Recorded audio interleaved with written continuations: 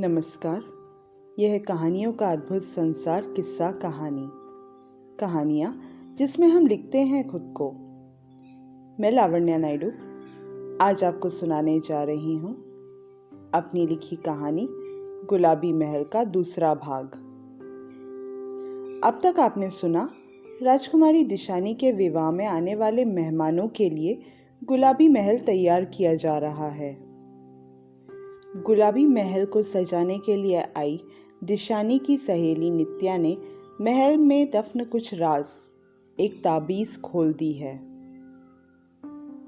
अब हम सुनेंगे कहानी का अगला भाग। महल में रात भर आवाजें आती रहीं, जैसे दूर कोई नाच गाना चल रहा हो। घुंघरुओं की आवाज इतनी तेज थी कि शायद ही कोई सो पाया होगा। अगले दिन नित्या तैयार होकर नाश्ता करने आई तो टेबल पर यही चर्चा शुरू थी कि रात को वो आवाज कहाँ से आ रही थी।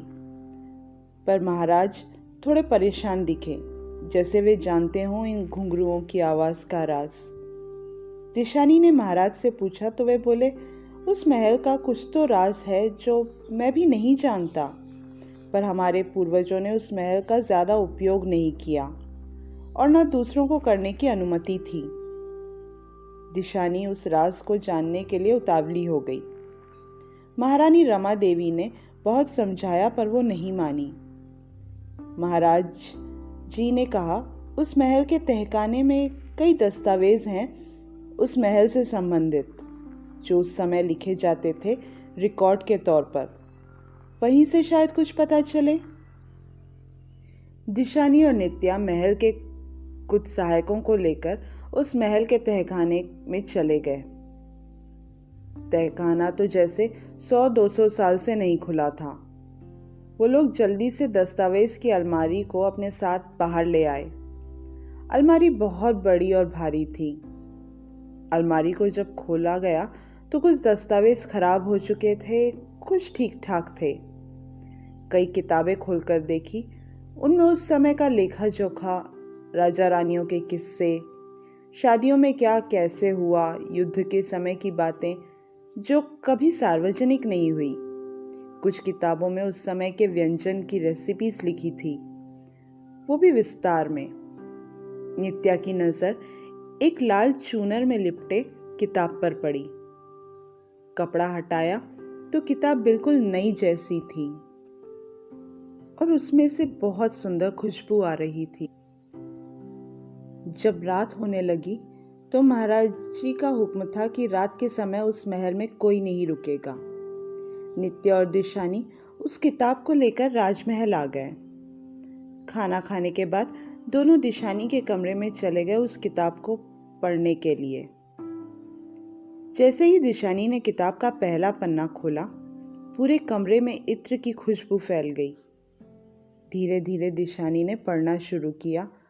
उस किताब में महाराजा समर सिंह जी के बारे में लिखा था। महाराजा समर सिंह एक बहुत ही शूर्यवान राजा हुआ करते थे। दुश्मनों को धूल चटाना उनको बखूबी आता था। उनको एक ही शौक था, नृत्य देखने का। वे दूर दूर से नर्तकियों को बुलाते थे। जैसे उनके नृत्य से उनका मन भरा, उनको भिजवा देते थे। ऐसे ही एक बार नर्तकी रोहिणी आई महल में। उनका नृत्य महाराजा जी को बहुत पसंद आ गया। नृत्य से ज्यादा वे रोहिणी की सुंदरता पर मोहित हो चुके थे। रात रात भर नृत्य देखा करते। महाराज को रोहिणी से प्रेम हो गया और रोहिणी को उन्होंने हमेशा के लिए राजमहल में रखने का मन बना लिया था। रोहिणी भी महाराज से प्रेम करने लगी थी। रात भर महल में रोहिणी के घुंघरू की आवाज गूंजती थी। महारानी जानकी को यह सब बिल्कुल अच्छा नहीं लगता था, परंतु महाराज के आगे किसी की नहीं चली।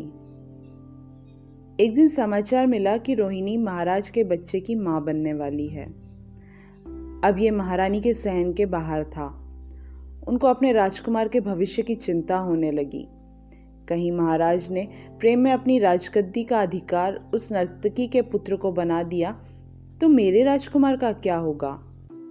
महारानी ने अपने शुभचिंतकों के साथ मिलकर महाराज की गैर मौजूदगी में रोहिणी का कत्ल करवा दिया और उसे तहखाने में छुपा दिया।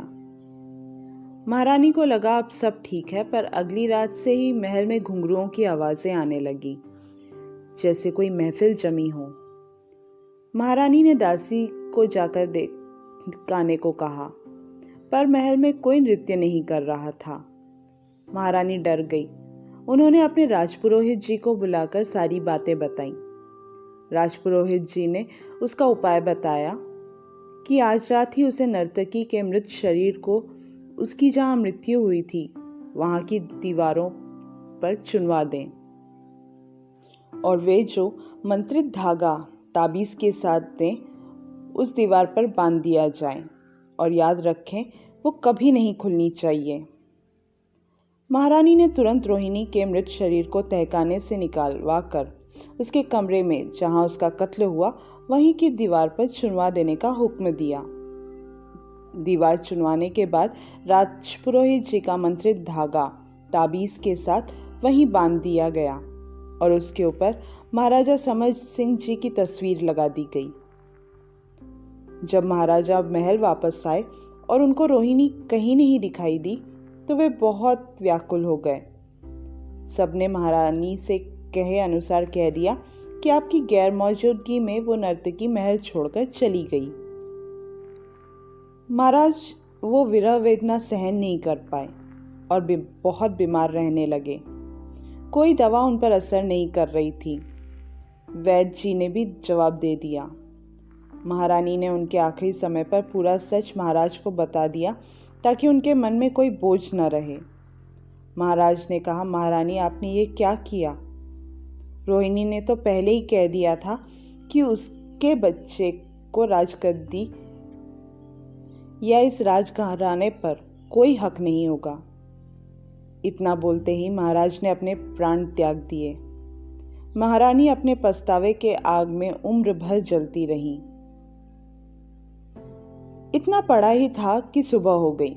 नित्या को याद आया कि उसने महाराज की तस्वीर से एक धागे के साथ ताबीज को तो फेंक दिया था।